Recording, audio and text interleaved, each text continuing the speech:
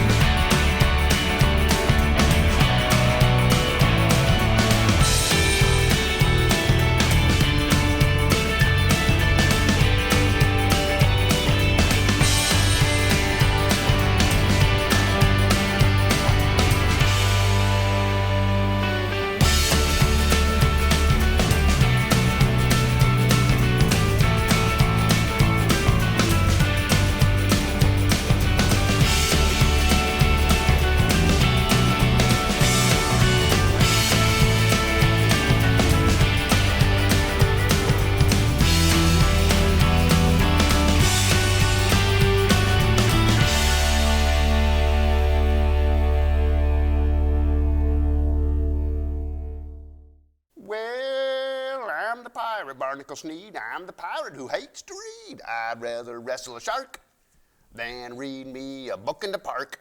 Yes, sir, reading is silly. It takes too long and it gives me the willies. I'd rather have a peg for a leg than read me a book before bed. That's right, all the doubloons couldn't get me to read a book before noon, 'cause I'd rather fight a giant man-eating octopi than look at a book with me eye. Well, looky what we have here. An old skeleton. What? Who you calling old? I'm only 324 years younger than you are. Thank you very much. Well, older, but... Did I hear you correctly, though? Do you not like to read? That's right. I'd rather have a hook for a hand than read a book in the sand. Well, why do you keep looking up, anyway? Well, Pirate Sneed is hungry, you see. I've been stranded on this here island. And these here coconuts keep falling from the trees and blow me timbers down. I don't know how to get the coconut milk out of the coconut. Well, I happen to have a book on survival techniques that should be able to help. Would you like it? That's a fine idea. Let's see that there, but hey, wait a minute. Now wait just a darn minute. I know what you're doing. Why, you're getting me to crack open a good coconut so you can drink the coconut milk from the coconuts that I crack open. I'm a skeleton. I don't need to drink anything. Oh, yeah. Well, that's a good point. Okay, let's see this here book. Here you go.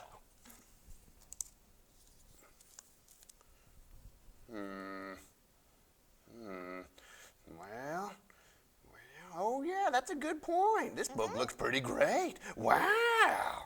Well, if Barnacle Sneed can read, you guys can too. And this book is fantastic. Reading is fun. You better believe it. The Kenai Community Library has a wonderful summer reading program. Stop by to pick up a summer reading folder and a good book while you're there and start reading today. The more time you log, the more chances you have to win all sorts of cool prizes. Well, how much does it cost anyway to do this here reading program? Well, the best part about it is it's free, of course. Well, my parrot Salty can't read yet. What about him? Can he still do the reading program? No problem. You just log the time you read with Salty. He can sign up too to win prizes. That sounds like a fine idea. Wait a minute, what about audiobooks? You better tell me about those audiobooks. Well, they count too, just like reading a regular book. Well, that about covers all my questions. Sounds pretty good. You better believe it.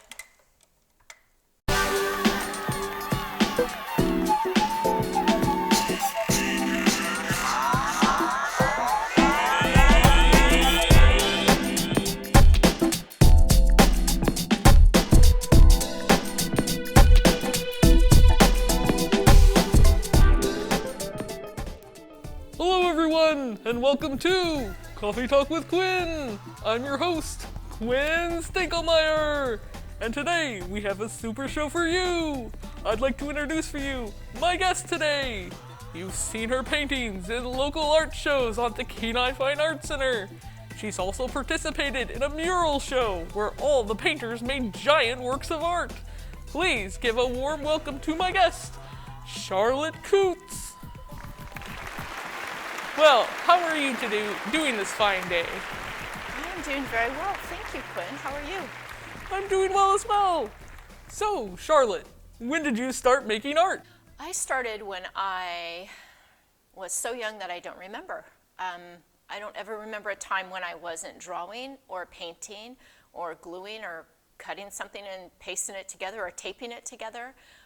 But I do remember about 6 or 7 years old when my mother was giving art lessons in our home, and I begged her to let me have a real easel like the adults and to use real oil paints and her brushes like the adults, and so I could sit and paint with them like a real artist. And I remember painting a sandpiper bird, and I was very happy about that. I liked the way it looked, but I also felt really good just sitting there and focusing, and I was able to be very calm and relaxed, and I really enjoyed that. Just the motions of just painting and focusing and just thinking only about that little spot on the canvas and putting that paint down was just like a very calming feeling to me. And so after that, I decided I wanted to keep doing that kind of stuff. Wow, that's pretty young. So you really can start at any age. Oh, absolutely. Any age. I mean, you can, start as a little kid at the beach just drawing in the sand or stacking rocks or getting driftwood and making designs out of that. Very young children can do that. Wow. So what do you use to make art? What's your medium? I use a lot of things. I used to be specifically an oil painter where I would just use oil paints, but I started having trouble breathing around them because of the fumes. So I stopped using oil paints and I started using acrylic paints, and I use that now.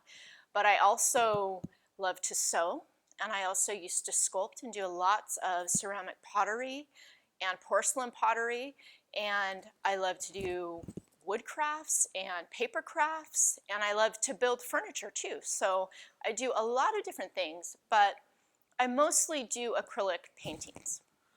Wow. And so as a painter, what do you like to paint? What's your primary subject?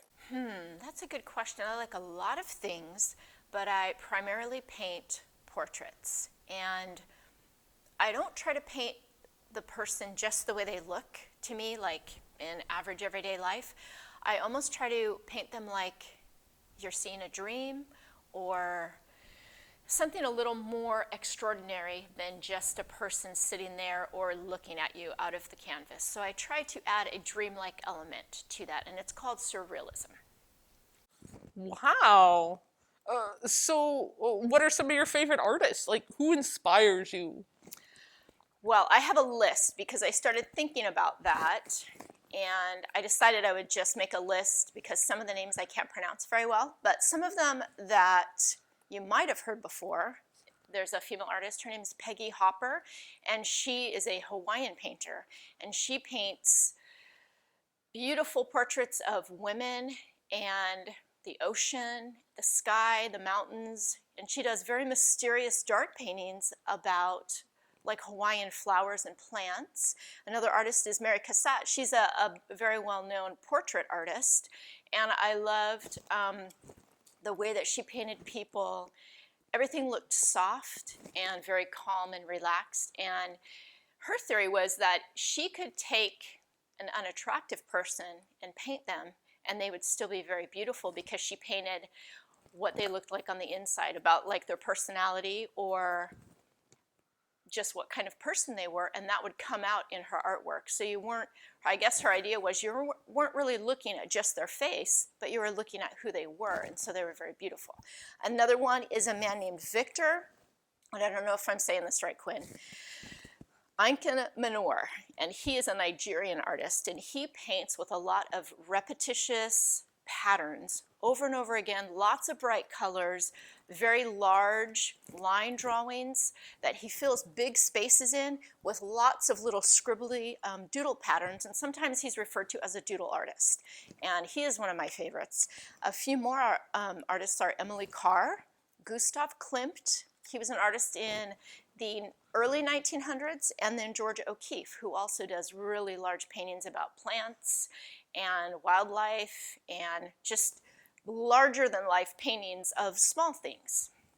Wow, it looks like you're really inspired by many different things. Yeah, a lot of different artists. I like a lot of different types of artwork, and I kind of struggle as an artist figuring out what my focus is because I like to do a lot of different things, which I think is okay. That sounds like a great job to have because you can try different things. Whenever you get bored with one thing, you can do to something else. That's true, and I do that a lot. But as I'm getting older, I'm trying to be more focused and trying to, I guess, work more specifically with a type of theme rather than just, doing one thing and going, okay, I'm tired of that, and then doing something else. I try to, I guess, do what's called perfecting my craft, where I stick with one thing, even though it's difficult to create what I'm trying to create, and instead of just giving it up and doing something else, I try to stick with that until I can figure out how to create what I really want to create so that I'm happy with it and so that I think it looks the way that I'm trying to make it look and that I feel the way I'm trying to feel while I'm creating it.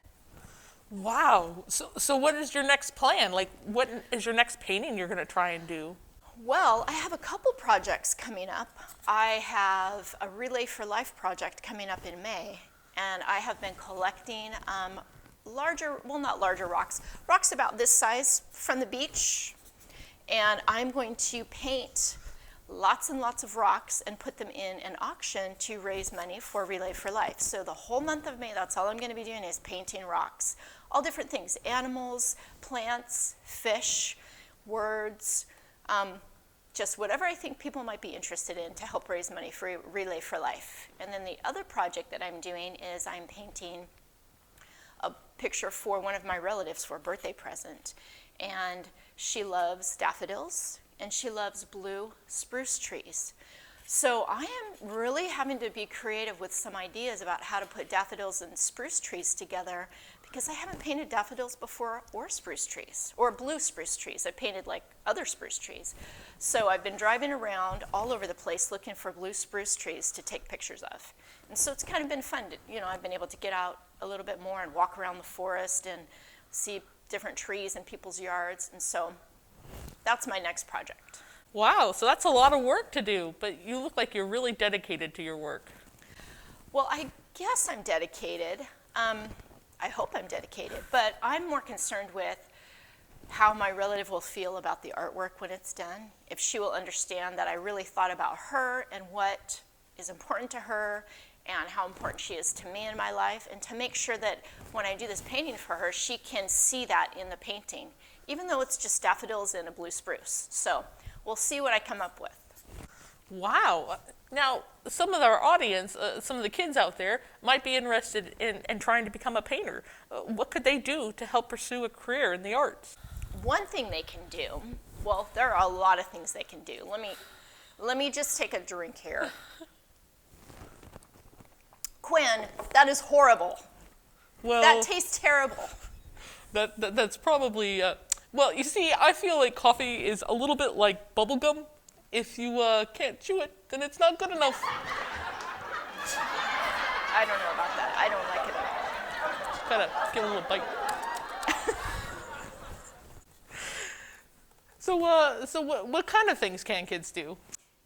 Well, Quinn, if you are a child and you are interested in becoming an artist or pursuing a career in art, you can start drawing, you can put buildings together with Legos, you can learn how to sew, crochet, knit, you can take all of your Play-Doh dough and start making creatures or shapes or whatever, and that will help you learn about what you like to do and what kind of art you like to create. You can also try to join in any art project in school. You can look around and see if there's any art contests or anything that you can join in to help out in your community with artwork so that you can get more experience. But I think the most important thing to remember when you're starting out as a child is to figure out how to really enjoy what you're doing, and don't worry about making it perfect. Just go for it and just have fun, and pay attention to how you feel when you're making your art, because that's often very important when you get older, is trying to remember how to enjoy making the art. Even if it becomes a job or if someone's hiring you to do a piece of artwork, you still want to enjoy that. So practicing it more when you're young will really help you find out how you can enjoy it, even when you get really old, like me. Well, that's all the time we have for today, but thank you so much for coming. It was wonderful having you. Thank you for inviting me.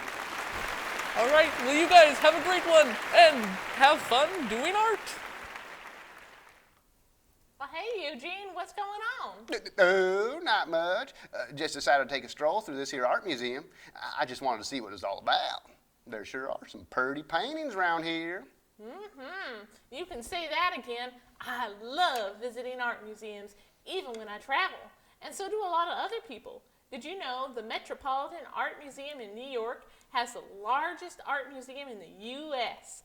It has more than 7.3 million people visit in 2019. Wow, Beatrice, 7.3 million. Well, that makes sense. Art sure is a lot of fun to experience. Like, take a look at this painting. I mean, look at the detail. It literally jumps off the canvas. It transcends both time and space. It gives me a yearning I feel deep in my stomach. It really moves me. Isn't the beef patty just sublime? Oh, Eugene, that's a picture of a cheeseburger. That's right. Isn't it delicious? I mean, eye-catching. I kind of feel like eating this masterpiece here. Oh, Eugene, while at a museum we can look, but not touch. Did you know in 1911, 3 Italian handymen didn't just touch a painting, they stole it. It was called the Mona Lisa by the artist Leonardo da Vinci. I heard of that painting. Isn't that the painting of the gal with no eyebrows? Maybe, but the painting was not well known. It became more famous when publicity about the theft spread, making it difficult for thieves to sell the work. For over 2 years, people would visit the Louvre Art Museum in France to see the mark of shame, or the empty space where the painting had hung.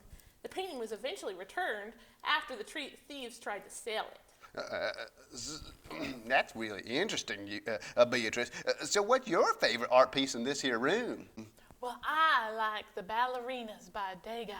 They're so elegant and beautiful. Whatever. I like this one here. I mean, look at the angles, the iconic character, the arrow. The colors are vibrant and beautiful, and it really tells a powerful message. Oh, Eugene! This way.